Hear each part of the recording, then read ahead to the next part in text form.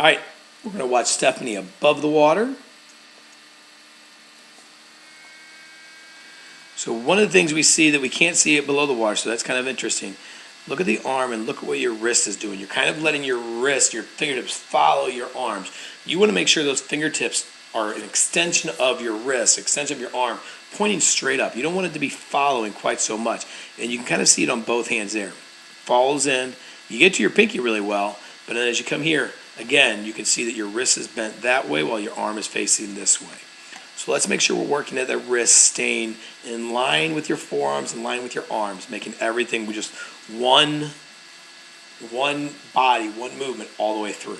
Okay, don't let two different things going on. The other thing is you can see as your left hand is entered, you've got no real shoulders up here and here. We don't see any shoulder roll at all, and a lot of it's because your right hand is still underwater. Okay, let's make sure we get those hands entering and exiting close to simultaneous so that we get those shoulders up a lot better. You get your shoulders up, that's when you're able to create a much better and a much stronger catch underwater. Kind of see here, you're already halfway through and this arm is finally coming up. So we've got to get that pull a little bit quicker.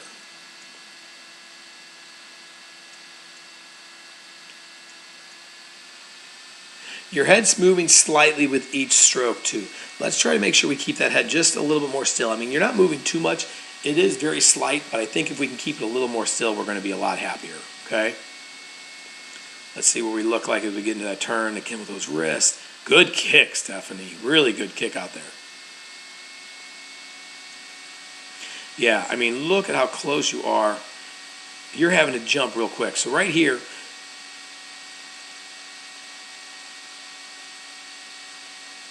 this is where you should start turning onto your belly, okay? When that right hand is entering the water, you should turn on your belly right there.